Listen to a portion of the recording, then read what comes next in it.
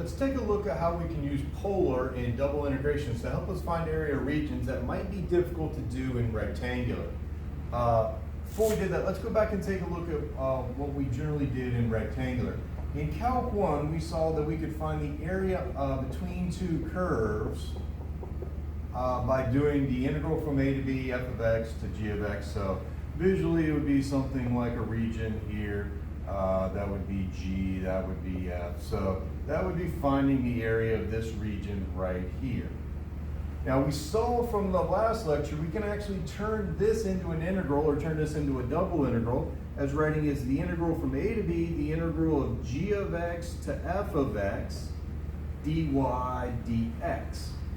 Well, this little piece right here, that represents any arbitrary tiny little box that you'd move in, I gotta write it bigger than that has a little dx and a dy, which means that represents a very small area of that region, and we're just adding up all those little boxes.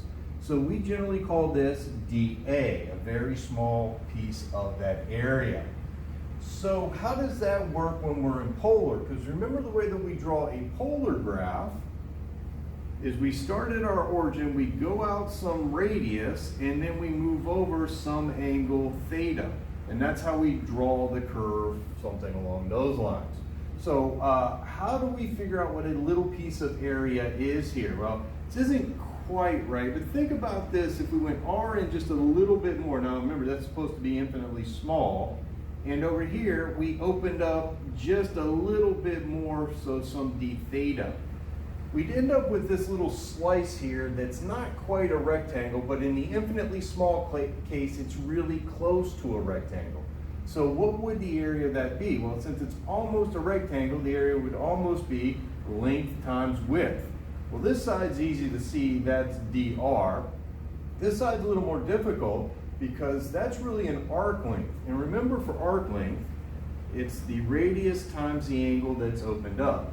So this side right here is a piece of the arc length. So a little ds would be r d theta, because that's your radius, and we swung open a little d theta. So you can kind of think of this side here as being r d theta. So those two sides are r d theta, or approximately, and this would be dr. So this little piece here that we would call a small piece of the area would be r dr d theta. Right? Well, just length times width.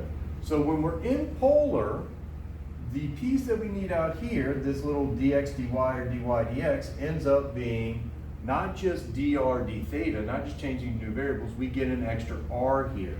It's because the way the region stretches, this little area element gets bigger the farther we get away from the origin, which means we need this scaling factor here. All right, so generically speaking,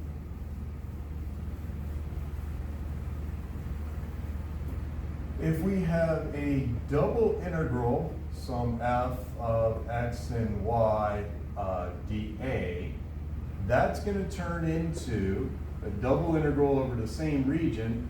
Now our x's and y's we have to transform into polar, and of course x is r cosine theta, y's are r sine thetas, and dA turns into r dr d theta.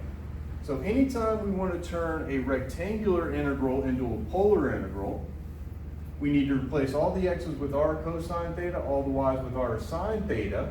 The dA piece, that's normally dx dy or dy dx, turns into r dr d theta. Now, of course, since we're doing dr first, most of the time, these are going to be the bounds for what r runs from, and the second bounds will be the bounds from theta. So let's try a couple of examples of these to see how it works. Let's say, find the area between, let's do x squared plus y squared is equal to 4, and x squared plus y squared is equal to 9. Okay, so if we do a real quick sketch of this region, of course, they're both circles. One's a circle of radius 2. So that would be something like that. The other one is a circle of radius 3.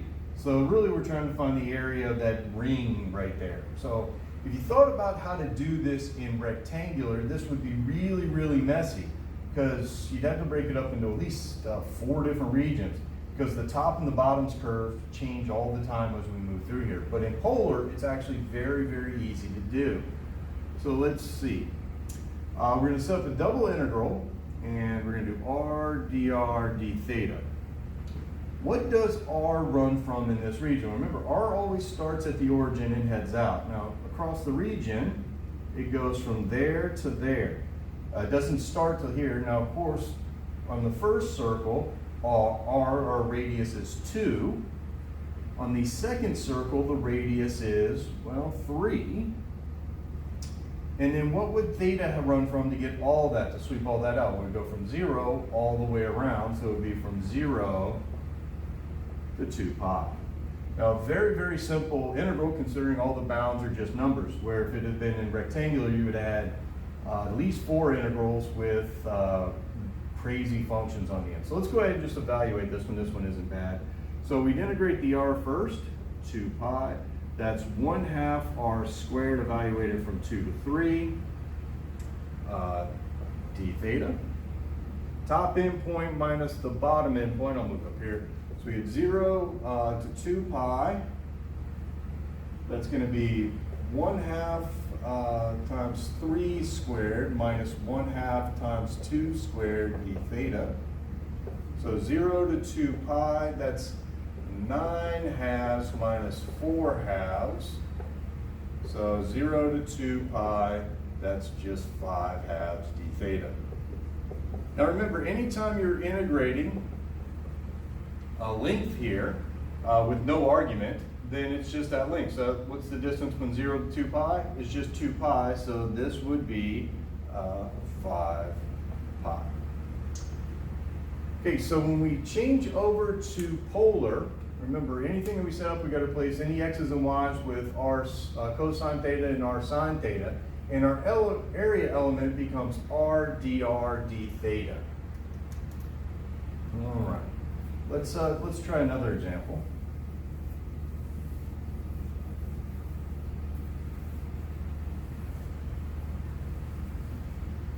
Let's see. Let's make it a little bit more difficult.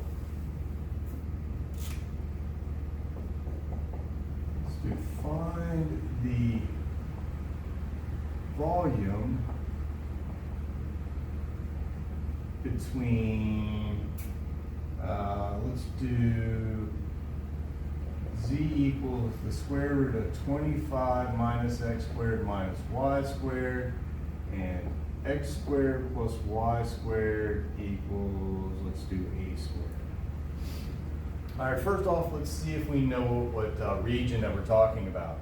Well, this is just half of a sphere, and since the z is positive, it'll be the top half of the sphere, and that'll be a radius of 5.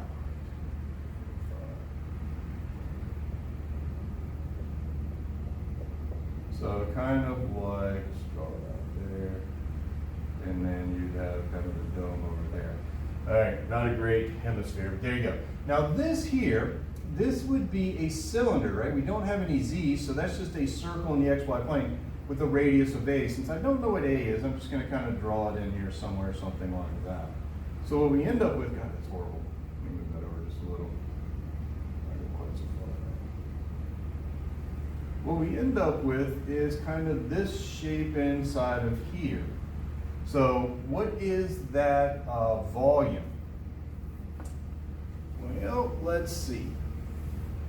We know to do volume with a double integral, we're going to do a double integral of some function of x and y dA, right? That's our z times dx dy, so that will give us a volume.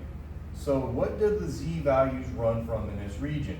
Well, it's going to be all the volume inside that cylinder. So the lowest z value will be the xy plane. The top z value will be this hemisphere. So when we go to set this up, we know it's going to be the hemisphere, 25 minus x squared minus y squared, minus 0, top curve minus bottom curve, dA. Now, what's the dA in this case? Well, the dA is the area that sits on top of. So we're looking inside the circle here. So the dA part would be inside the circle of radius A. Now, this should be a pretty good clue that, hey, polar might be a good idea here, because anytime you have circular regions, it makes it very, very easy to do. So let's see if we can set this up using polar. So we're going to do a double integral. Now, to turn this into polar, I know x squared plus y squared is r squared, so that's going to be 25 minus r squared. And I know in polar, dA is r dr d theta. So in this region, what does r run from? Well, it always runs from the origin out to the circle, so it always goes from 0 to a. And to complete that, it's going to go from 0 to 2 pi. We got to go all the way around. Okay, so if we finish up this integral, it should find us the volume of between those two surfaces. So to integrate this, this is just a straight u du substitution. So let's see, if we let u be negative 25 minus r squared, du is negative 2r dr. Notice we don't quite have that there, so we put the negative 2 there and a negative 1/2 out front. So now this is just the negative 1/2. I'll squeeze it. That's just the integral of the square root of u du, or the u to the 1/2 power. So what do? We add 1 to that power and divide by that power. So if we add 1 to that power, we get 3/2. Divide by it, so it's going to be 2/3 25 minus r squared to the 3/2. Now we still need to evaluate that from 0 to a, and we still need to integrate d theta. So simplifying this constant out front, that gives me negative 1/3, 0 to 2 pi, top endpoint minus the bottom endpoint. So let's see, the top endpoint, we're just putting a in there. So that's not 2/3, I used a 2/3. It's going to be 25 minus a squared to the 3/2 minus, when I plug in the 0 for the r, that's just going to be 25 to the 3/2 power, which we'll simplify in just a second, d theta. Now I know that this looks absolutely awful, but everything in here is a constant with respect to theta, so all of this can come out front. So I get negative 1/3 times 25 minus a squared to the 3/2 minus 25 to the 3/2. Well, remember that's two things. We have the square root and the third power. The square root of 25 is 5, to the third is 125. And now what we got to do is integrate from 0 to 2 pi d theta, which as we just saw a second ago is just 2 pi. So we get our scribble work out of here and come up with our answer. So this is going to be negative 2 pi over 3 times 25 minus a squared to the 3/2 minus 125. Okay, so that should give us the area between an arbitrary sized cylinder and this hemisphere with a radius of 5. Now the best way to kind of check to see if this answer actually works, let's check for different values of a that make sense. If a is 0, that means that this cylinder has a radius of 0, which means there would be no volume there. So what if a is 0? Well, that answer should be 0. Let's see. That'd be negative 2 pi over 3. That would be 0, so that's 25 to the 3/2 minus 125, which is 0, right? That's 125. So, okay, so it works if a is 0. Now, kind of the biggest we would want a to be to make sense would be actually 5. Right, because that would mean it would have the same radius at the base as that hemisphere. So let's see what happens there. What if a is 5? Well, if a is 5, we get negative 2 pi over 3. That would be 25 minus 5 squared to the 3/2 minus 125. Well, this is 0, So that's just going to give me 250 pi over 3. All right, well, is that the right answer? Well, we're talking about volume. That if the radius of the cylinder was the same as the radius of the base, what we'd actually get is just the volume of half of a sphere. The volume of the sphere is 4/3 pi r cubed. So the volume of half of that, so half of that volume would be 2/3 pi r cubed. Now the radius there would be 5, so that would be 2/3 times pi times 125, which would be 250 pi over 3, which is exactly what we have over there. So it does seem to work on the bounds.